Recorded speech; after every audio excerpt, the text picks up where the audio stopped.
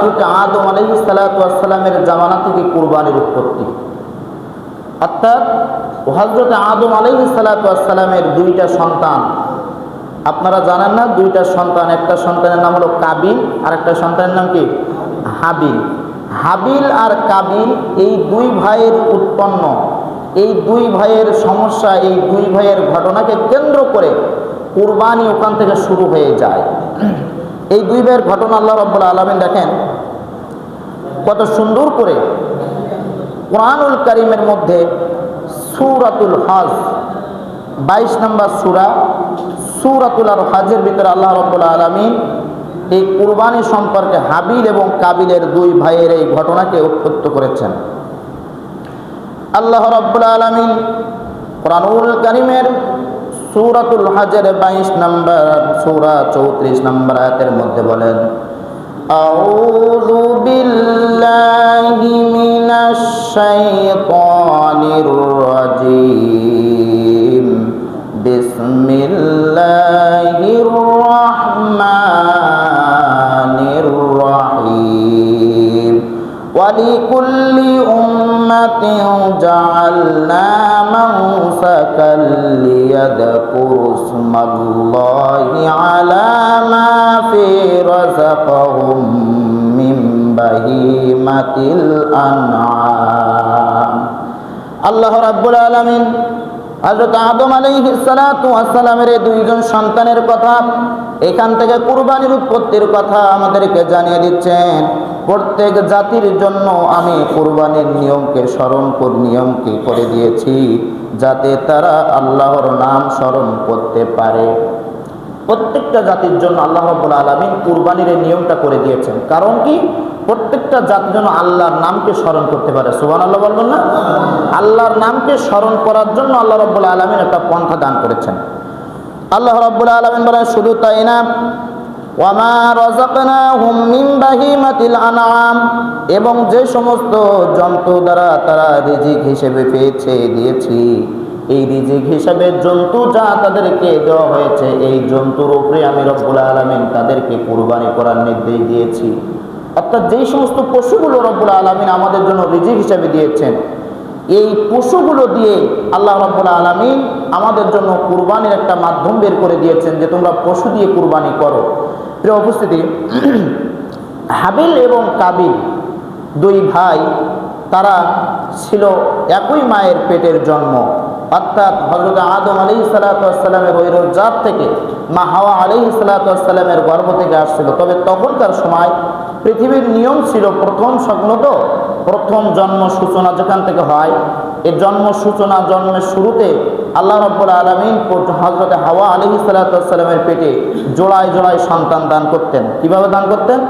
জোড়ায় জোড়ায়, একটা ছেলে একটা মেয়ে, প্রত্যেকটা জোড়ায় জোড়ায় দান করতেন।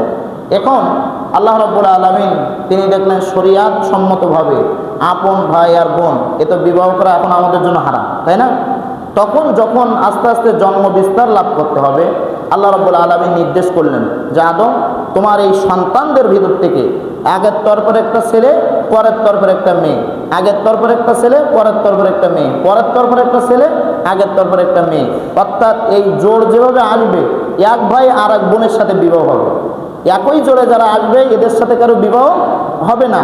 আগের তরফের ভাই, পরের তরফের বোন, পরের তরফের ভাই, আগের তরফের বোন, এভাবে তুমি ভেঙে ভেঙে ভেঙে ভেঙে বিবাহ দেবে। তবে যখন এই নিয়ম নির্দেশনা যখন জারি হয়ে গেল, হযরত আদম আলাইহিস সালাতু ওয়াস সালামের ঠিক সন্তান যখন জন্ম লাভ করলেন, একটা সন্তানের নাম হলো কাবিল। একটা সন্তানের নাম কি বলেন? কাবিল। এই কাবিলের সাথে যে মেয়েটা জন্মগ্রহণ করলো, এই মেয়েটার নাম হলো আকলিমা। তার নাম কি? আকলিমা। আর হাবিল ছিল পরের তরফের ছেলে। এই হাবিল পরের ছেলে, হাবিল জন্ম নেওয়া ছেলে যে হাবিল, এই হাবিলের সাথে যে মেয়েটা জন্মগ্রহণ করেছিল তার নাম ছিল লাউজা। তার নাম ছিল কি? লাউজা। এখন হাবিলের সাথে যেই মেয়েটা জন্মগ্রহণ করেছিল, এই মেয়েটা অনেক সুন্দর ছিল, অনেক সুন্দরী ছিল, অনেক রূপসী ছিল।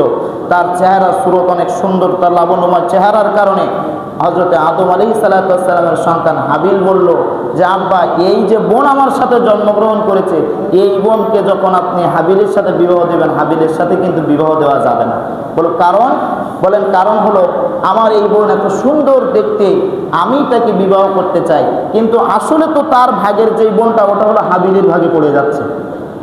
তাই পড়ছে না নাকি? তাই পড়ে যাচ্ছে। যখন ঠিক সময় উপনীত হলো, হযরত আদম আলাইহিস সালাম যখন তার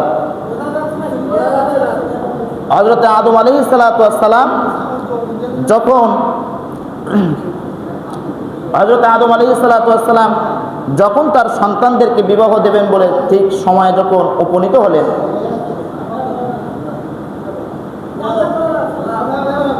যখন তার সন্তানদেরকে বিবাহ দেবেন বলে ঠিক সময় যখন উপনীত হলেন, আদম আলাইহিস সালামের সন্তান কাবিল তখন বাধা প্রদান করলেন যে আব্বা আমি এই বিবাহ মানতে চাই না। তখন আল্লাহ রাব্বুল আলামিন বললেন হাবিল আর কাবিল যখন এটা মানতে চায় না, আদম তুমি এক কাজ করো, তোমার পক্ষ থেকে আমি আল্লাহর সন্তুষ্টির জন্য দুই ভাইকে কুরবানি করতে বলো। কি করতে বলো?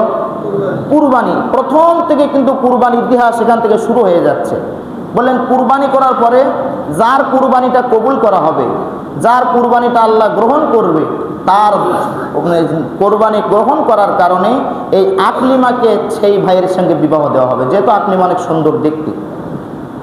হযরত আদম আলাইহিস সালাম বললেন যে তোমরা আল্লাহর সন্তুষ্টির উদ্দেশ্যে দুই ভাই কুরবানি করো। তখন হযরত আদম আলাইহিস সালামের সন্তান হাবিল আর কাবিল, কাবিল করলেন কি? কাবিল ছিলেন একজন কৃষক। কাবিল ছিলেন কি? কৃষক, গম চাষ করতেন।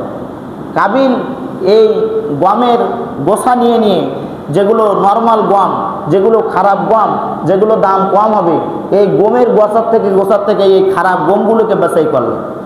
খারাপ গমগুলোকে বাছাই করলেন যে আমি এইগুলোকে আল্লাহর দরবারে কুরবানি করব। কারণ তখনকার নিয়ম ছিল যে আসমান থেকে যে কুরবানি আসবে, যার কুরবানি কবুল হবে, আসমান থেকে একটি আগুনের একটা অগ্নিশিখা ওই কুরবানির ওই জন্তুর উপরে পড়বে। বুঝতে পেরেছেন? আসমান থেকে সূর্যের তাপের মতো একটা অগ্নিশিখা যে কুরবানির ওই পশুর উপরে পড়বে, পড়ার পরে কুরবানির পশুটা ভস্ম হয়ে যাবে। তো এখন কাবিল চিন্তা করছে যে আমার এই নর্মাল গম দিয়ে কুরবানি করি, তাহলে ভালো গমের দাম বেশি, এই ভালো গম আমার কুরবানি করা লাগবে না, নষ্ট হয় তা খারাপগুলো হয়ে যাবে। আর হাবিল চিন্তা করলেন, হাবিল ছিলেন একজন পশু চারক, হাবিল ছিলেন একজন গৃহপালিত পশু চাকর। হাবিল তখন গরু ছাগল লালন পালন করতেন। হাবিল চিন্তা করলেন আমি যেহেতু আল্লাহর দরবারে কুরবানি করব, এটা একমাত্র কার সন্তুষ্টির জন্য করতে হবে? হাবিল চিন্তা করলেন আমার এই দলের ভিতরে সবচেয়ে দেখতে সুন্দর, সবচেয়ে মোটা তাজা সুন্দর চেহারাওয়ালা দুম্বাটা আমি আল্লাহর রাস্তায় কুরবানি করব, এতে আমার মনে কোনো প্রকার দ্বিধাদ্বন্দ্ব নাই। হাবিল তার ওই দুম্বার ভিতর থেকে সবচেয়ে সুন্দর যেই দুম্বাটি, দেখতে সুন্দর, চেহারা সুন্দর, হাবিল ওই দুম্বাটা নিয়ে আল্লাহর রাহে কুরবানি করে দিলেন। আর কাবিল সবচেয়ে খারাপ গমগুলোকে নিয়ে একত্রে করে এগুলোকে আল্লাহর রাহে কুরবানি করলেন। দুইটা কুরবানি যখন হয়ে গেল, আল্লাহ রাব্বুল আলামিন আসমান থেকে অগ্নিশিখা পাঠিয়ে দিলেন। অগ্নিশিখা এসে হাবিলের ওই দুম্বাটিকে আগুনের তাপে ভস্ম করে দিল। সুবহানাল্লাহ।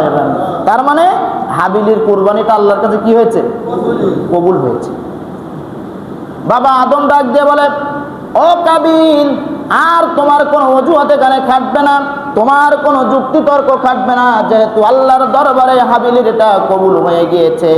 কাবিল আমি চাই আমার মেয়েকে ওই হাবিলের সাথে বিবাহ দেব। তখন হাবিল ডাক দিয়ে বলছেন, কাবিল ডাক দিয়ে বলছেন, আব্বাজান আপনি কখনো এই ডিসিশন নেবেন না, এই চিন্তা করবেন না, আপনি কখনো এই দিকে যাবেন না, আমি এটা মানতে পারি না। আল্লাহ রাব্বুল আলামিনের প্যারা পক্ষ থেকে গায়েবী মওদুদ দ্বারা কাবিল বলে দিলেন, শুনুন আব্বা, যদি আপনি হাবিলকে আমার সঙ্গে জোড়ের বোন আকলিমাকে বিবাহ দেন, আপনার ছেলে হাবিলকে কিন্তু আমি হত্যা করব, ওকে আমি মেরে ফেলবো, তবু আকলিমাকে কিন্তু আমার সাথে বিবাহ দিতে হবে, এর এদার ওদার হওয়ার কোনো সুযোগ নাই। সাথে সাথে আল্লাহ রাব্বুল আলামিনের পক্ষ থেকে যে কথা জানিয়ে দেওয়া হয়েছে, কাবিল ওই সময় যে কথাটা বলেছিলেন, অতলু আলাইহিম নাবা আবনা আদম বিল হাক্কি, আর তুমি তাদের নিকট আদমের দুই পুত্রের সুসংবাদ যত বর্ণনা করো। আদম বিল হাক্কি, আদম যে হকের উপরে ছিল, যে সত্য কথাটা তাদেরকে বলেছিল। ইদ কররাবনা কুরবানা ফাতুকাব্বিলা মিন আহাদিহিমা, তোমরা দুই ভাই তখন দুজন কুরবানি করো, দুজনের কুরবানিকে আল্লাহর দরবারে পেশ করা হলো। ওয়ালাম তুকাল্লাবা মিনাল আখর, এর ভিতরে যার কুরবানিটা আল্লাহর কাছে প্রণীত হবে, যার কুরবানিটা আল্লাহর দরবারে কবুল হবে, সেটাই হবে প্রকৃত কুরবানি। ক্বালা লা তাকাব্বুলান্নাকা, বলা হয়েছে এরপরে যারটা গ্রহণ করা হবে না, তার কিন্তু কাবিল তোমার সাথে বিবাহ দেওয়া চলবে না। তাই হলো, এরপরে রব্বুল আলামিন ঘোষণা করে দিচ্ছেন, ক্বালা ইন্নামা তাকাব্বালাল্লাহু মিনাল মুত্তাকিন। কেন তাদেরটা কবুল করা হলো, কেন হাবিলেরটা আমি আল্লাহ গ্রহণ করলাম? কারণ হাবিলের ভিতরে ইন্নাল মাল মুত্তাকিন, তার ভিতরে আমি আল্লাহর ভয় ছিল, আমি আল্লাহর দরবারে সে ভালো দুম্বাটি কুরবানি কবুল করেছিল। আল্লাহ বলে দিচ্ছেন যে আমি তার ভিতরে তাকওয়া থাকার কারণে, আল্লাহর সন্তুষ্টি করার চিন্তা থাকার কারণে তার কুরবানিটা কবুল করলাম। যথাযথ কারণে কুরবানিটা কবুল করার কারণে আমি রব্বুল আলামিন নির্দেশ দিলাম যে ওই কাবিলের বোন আকলিমার এই হাবিলের সাথে বিবাহ হবে। তাহলে আমরা এখান থেকে একটা জিনিস আপনারা বুঝবেন, ক্বালা ইন্নামা ইয়াতাকাব্বালুল্লাহু মিনাল মুত্তাকিন। আল্লাহ বলছে তার এই কুরবানিটা কবুল করার কারণ হলো তার অন্তরে যে তাকওয়া, আমি আল্লাহর যে সন্তুষ্টি যেটা করতে চাই, শুধু এতটুকুর কারণে কবুল করেছিলাম যে সে আল্লাহর সন্তুষ্টি করতে চেয়েছে। প্রিয় উপস্থিতি আমার, এরপরে পর্যায়ক্রমে আল্লাহ রাব্বুল আলামিন বলছেন প্রত্যেকটা উম্মতের জন্য আমি কুরবানি দিয়েছিলাম। কারণ কি? তারা যেন আল্লাহ তাআলাকে সন্তুষ্ট করতে পারে, স্মরণ করতে পারে, একটা পথ আমি তাদেরকে দিয়েছিলাম। এখন হলো, আমরা যে কুরবানি করি, আমাদের কুরবানিটা কি হাবিল কাবিলের কুরবানি? আমাদের কুরবানিটা হলো আমাদের জাতির পিতা হযরত ইব্রাহিম আলাইহিস সালাতু, জোরে বলেন, হযরত ইব্রাহিম আলাইহিস সালাতু ওয়াস সালাম আমাদের জাতির পিতা। আল্লাহ বলেন মিল্লাতা আবিকুম ইব্রাহিম হুয়া সাম্মাকুমুল মুসলিমিন, মুসলমানদের জাতির পিতার নাম হলো হযরত ইব্রাহিম আলাইহিস সালাতু ওয়াস সালাম। এই হযরত ইব্রাহিম আলাইহিস সালাতু ওয়াস সালামের যে সুন্নাত, এই হযরত ইব্রাহিম আলাইহিস সালাতু ওয়াস সালামের সুন্নাত হলো আমাদের জন্য কুরবানি করা। হযরত ইব্রাহিম আলাইহিস সালাতু ওয়াস সালামের সুন্নাত, হযরত ইসমাঈল আলাইহিস সালাতু ওয়াস সালামকে যেভাবে কুরবানি করতে চেয়েছিলেন, এই কুরবানিটা আল্লাহ রাব্বুল আলামিন কিভাবে গ্রহণ করেছিলেন, এই কুরবানির থেকে আমাদের কুরবানি, রাসূল আকরাম সাল্লাল্লাহু আলাইহি ওয়াসাল্লামকে বলা হলো, ইয়া রাসূলুল্লাহ আপনি বলুন যে কুরবানিটা কি? বিশ্বনবী হুজুর আকরাম সাল্লাল্লাহু আলাইহি ওয়াসাল্লাম বললেন যে কুয়ালা সুন্নাতা আবিকুম ইব্রাহিম, তোমাদের জন্য যে কুরবানি করা হচ্ছে, এই কুরবানিটা হলো আমার পূর্বের নবী, আমার পিতা, তোমাদের পিতা, জাতির পিতা ইব্রাহিম আলাইহিস সালাতু ওয়াস সালামের সুন্নাতি কুরবানি। সুবহানাল্লাহ ওয়া বিহামদিহি। হযরত ইব্রাহিম আলাইহিস সালাতু ওয়াস সালামের কুরবানি কেমন? হযরত ইব্রাহিম আলাইহিস সালাতু ওয়াস সালাম কেমন কুরবানি করেছিলেন? ইন্নাল্লাহা মাআল মুত্তাকিন, কেমন তাকওয়া অর্জন করে কুরবানি করেছিলেন। কেন তার কুরবানিকে আমাদের জন্য সুন্নাত করা হলো, আসুন লক্ষ্য করে শুনি। হযরত ইব্রাহিম আলাইহিস সালাতু ওয়াস সালাম তার যখন আস্তে আস্তে করে বয়স দীর্ঘায়িত হতে লাগলেন, হযরত ইব্রাহিম আলাইহিস সালাতু ওয়াস সালামের একজন স্ত্রী ছিলেন, তার নাম ছিল সারা। তার নাম কি? সারা, বড় স্ত্রী। সারা কি? বড় স্ত্রী। বলেন সারা কি? বড় স্ত্রী। কুরবানির ইতিহাস আদম থেকে শুরু, আসছে ইব্রাহিম নবী পর্যন্ত। হযরত সারার গর্ভে যখন কোনো সন্তান কোনো লাভ করতে পারলেন না, যখন হযরত সারার গর্ভে কোনো সন্তান জন্ম নেয় না, হযরত ইব্রাহিম আলাইহিস সালাতু ওয়াস সালাম হযরত সারার কাছে অনুমতি চাইলেন, সারা দেখো আমার বয়স হয়ে যাচ্ছে, আমার বয়স আস্তে আস্তে বাড়তে শুরু করেছে, সারা তুমি যদি অনুমতি দাও, তোমার গর্ভে তো আমার এই পর্যন্ত কোনো সন্তান হলো না, তুমি অনুমতি দিলে আমি দ্বিতীয় বিবাহ করতে চাই। ইব্রাহিম আলাইহিস সালাতু ওয়াস সালাম তার নিজের স্ত্রী হযরত সারার কাছে কি ছিলেন? অনুমতি ছিলেন। জোরে বলেন কি ছিলেন? অনুমতি ছিলেন। হযরত ইব্রাহিম আলাইহিস সালাতু ওয়াস সালামের স্ত্রী খুশি মনে হযরত সারা ডাক দিয়ে বলছে, ও জাতির পিতা ইব্রাহিম খলিলুল্লাহ, আপনার জন্য আমি এই মুহূর্তে অনুমতি প্রদান করলাম, আপনি যদি চান আপনার নিজের সন্তান গ্রহণ করার জন্য আপনি আবার দ্বিতীয় বিবাহ করতে পারেন। সুবহানাল্লাহ। আল্লাহর নবী হযরত ইব্রাহিম আলাইহিস সালাতু ওয়াস সালাম ডাক দিয়ে বললেন, সারা, যেহেতু আমি আবার দ্বিতীয় বিবাহ করতে যাচ্ছি, আমার কিন্তু এই বিবাহের ঘটকালি করতে হবে তোমাকে। সুবহানাল্লাহ বলবেন না? প্রথম স্ত্রীকে কি বলছে? ঘটকালি করতে হবে কাকে? প্রথম স্ত্রীকে। বর্ণনা আসাল বিদায় নিহায়ার কিতাবে তোমাকে কিন্তু সব সহযোগিতা করা লাগবে। তুমি শুধু অনুমতি দিলেই হবে না। যদি তুমি সব সহযোগিতায় সম্মতি দাও তাহলে আমি সামনে কিছু করতে যাব, আমি আবার বিবাহ বন্ধনে লিপ্ত হতে যাব। হযরতে সারা বললেন, প্রাণের স্বামী, আপনার জন্য আমি অনুমতি দিয়ে দিলাম, দেখুন আপনি দ্বিতীয় বিবাহ করুন। হযরত ইব্রাহিম আলাইহিস সালাতু ওয়াস সালাম ওই কথা সম্মতি নিয়ে আবার তিনি দ্বিতীয় বিবাহ করলেন। তিনি দ্বিতীয় বিবাহ যখন করলেন তখন হযরত ইব্রাহিম আলাইহিস সালাতু ওয়াস সালামের বয়স দীর্ঘ প্রায় 82 থেকে 84 বছর বয়স। কত বছর? 84 বছর বয়স। হযরত ইব্রাহিম আলাইহিস সালাতু ওয়াস সালাম দ্বিতীয় বিবাহ করলেন। দ্বিতীয় বিবাহ করার পরে হযরত ইব্রাহিম আলাইহিস সালাতু ওয়াস সালামের বয়স যখন 86 বছর, তখন হযরত ইব্রাহিম আলাইহিস সালাতু ওয়াস সালামের দ্বিতীয় স্ত্রী, তার নাম হলো হযরত হাজেরা। তার নাম কি? হাজেরা।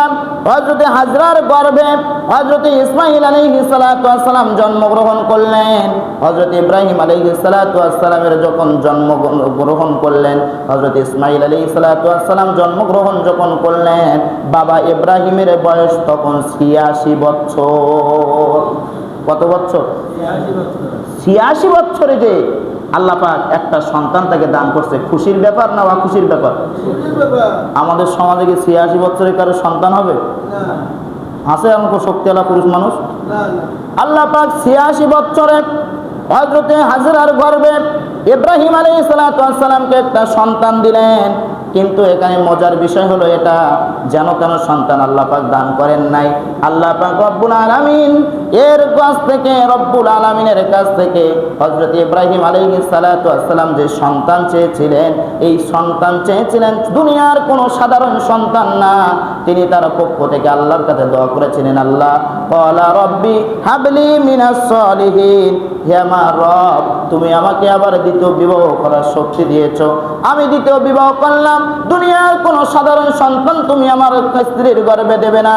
হে আমার রব, রব্বি হাবলি মিনাস সলিহিন, হে আমার রব, তুমি আমাকে একটা সৎকর্মশীল সন্তান তুমি আমাকে দান করো। সুবহানাল্লাহ। ইব্রাহিম আলাইহিস সালাতু ওয়াস সালাম দোয়া করলেন, রব্বি হাবলি মিনাস সলিহিন। আজও যারা আমরা পৃথিবীতে আছি, আমাদের যখন সন্তানের প্রয়োজন হবে আমরা আল্লাহর কাছে দোয়া করব। এই দোয়া বলেই আমাদের দোয়া করতে হবে, রব্বি হাবলি মিনাস সলিহিন। আল্লাহ, সন্তান তো তুমি দিবা, তবে এমন সন্তান দিও না যে সন্তান আমি নিজের বাবার মুখ পুড়িয়ে ফেলাই। ঠিক না? অনেক সন্তান কি বাবার মুখ পোড়াচ্ছে না? সন্তানের অপরাধের কারণে বাবার মাথা সমাজে নিচু আছে না নাই বলেন? বাবা সন্তানের কারণে সমাজে মাথা উঁচু করে দাঁড়াতে পারে না, সমাজে মাথা উঁচু করে কথা বলতে পারে না। বাবার অর্থ সম্পদ সন্তান একের পর এক ক্ষয়ক্ষতি করে দিচ্ছে। আল্লাহ পাক বললেন, এমন সন্তান নয়। যখন সন্তান চাবা ইব্রাহিমের মতো সন্তান চাও, রব্বি হাবলি মিনাস সলিহিন। আল্লাহ, তুমি তো আমাকে সন্তান দিবা, তুমি আমাকে এমন একটা সন্তান দাও যেই সন্তানটা সৎকর্মশীল। সুবহানাল্লাহ বলবেন না? আল্লাহ রাব্বুল আলামিন ডাক দিয়ে বললেন, ইব্রাহিম শুনে নাও, ফাবাশশারনাহু বিগুলামিন হালিম।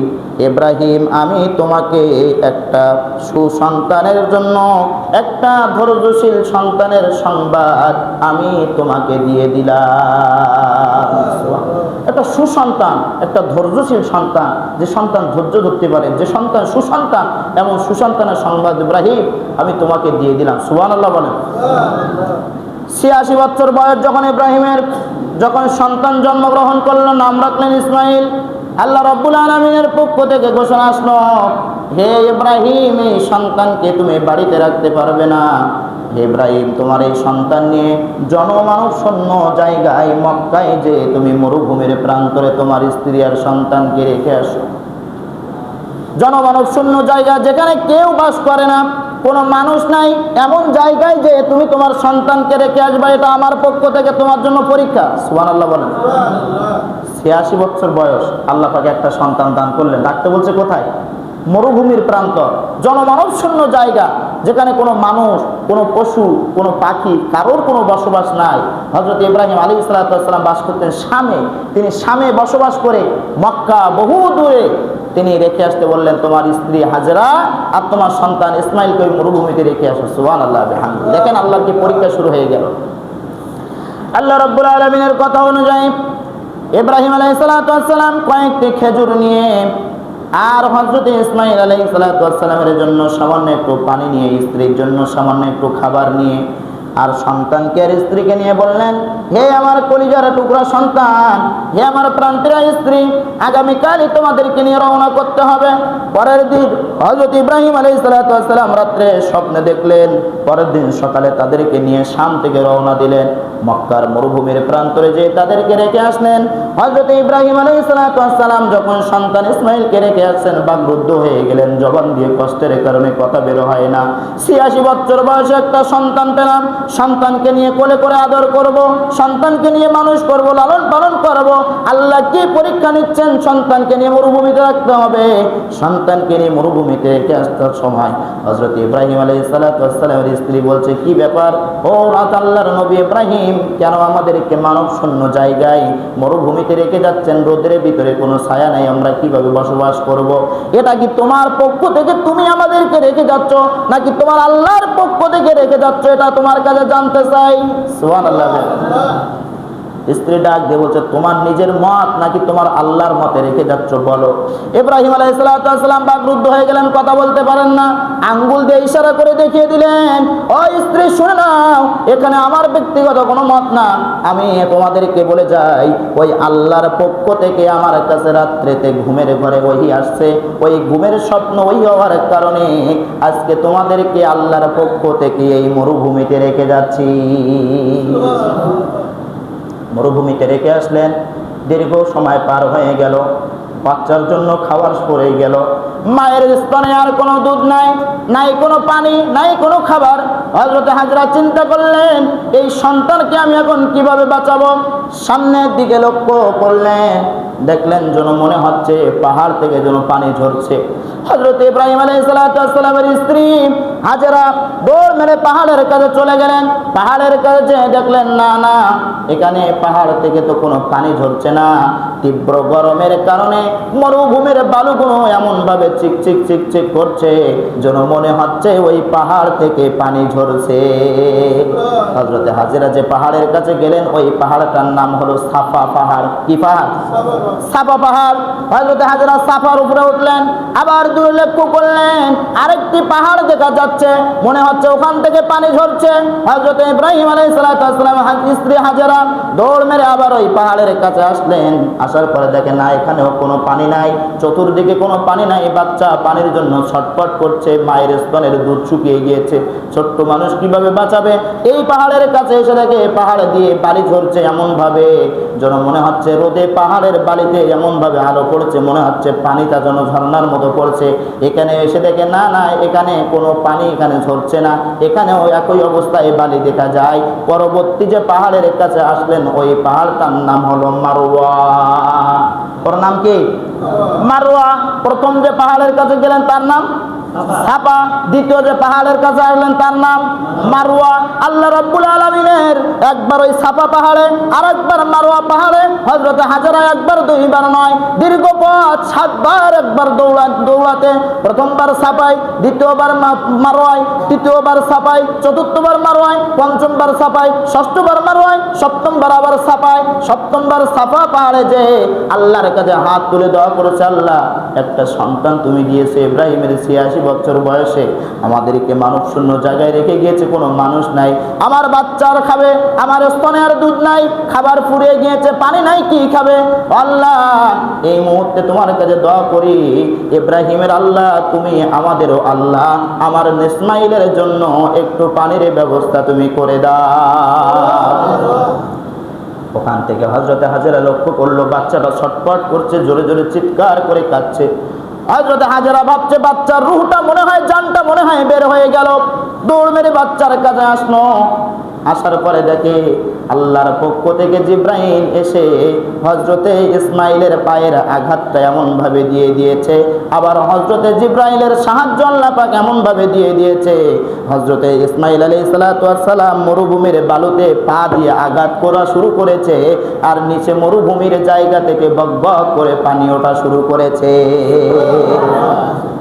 সুবহানাল্লাহ। পানি ওঠা শুরু করেছে, পানি আর থামে না। হযরত হাজেরার ওড়না দিয়ে একবার বালুগুলো টেনে এক পাশে দেয়, আবার বালুগুলো টেনে আরেক পাশে দেয়, অর্থাৎ বালু দিয়ে চতুর্পাশে গোল করে ঘিরে দিচ্ছে যেন পানিগুলো বাইরে না যেতে পারে, কিন্তু পানি যাওয়া বন্ধ হচ্ছে না। হযরতে হাজেরা আলাইহিস সালাতু ওয়াস সালাম বলছে, এই পানি থাম। যখনই বলেছে পানি থাম, ওই মুহূর্তে পানি থেমে গেল। নতুবা হাদিসের মধ্যে বলা হয়েছে, যদি হযরতে হাজেরা পানিকে থামতে না বলতেন, ওই পানি ওখানে জমজম হিসেবে সৃষ্টি হতো না, জমজম কূপ হিসেবে থাকতো না, ওখান থেকে একটা নহর বা একটা নদী প্রবাহিত হয়ে যেত। সুবহানাল্লাহ। পানি থেমে গেল। হযরত ইব্রাহিম আলাইহিস সালাতু ওয়াস সালামের স্ত্রীর এই সাফা মারওয়া দৌড়ানোটা আল্লাহ পাক এমন ভাবে পছন্দ করলেন, কিয়ামত পর্যন্ত যত হাজী হজ করতে যাবে আল্লাহ পাক বলেন, ইন্নাস সাফা ওয়াল মারওয়াতা মিন শাআইরিল্লাহ। কিয়ামত পর্যন্ত যত হাজী হজ করতে যাবে ওই হাজেরার ওই কষ্টের দৌড়টাকে কিয়ামত পর্যন্ত সব হাজীদেরকে একবার সাফায় আর একবার মারওয়ায় দৌড়ানো লাগবে। যদি 7 বার না দৌড়ায়, হযরতে হাজেরার ওই ওয়াদা পূরণ না করে, কোন হাজির কিয়ামত পর্যন্ত হজ কবুল হবে না। সুবহানাল্লাহ।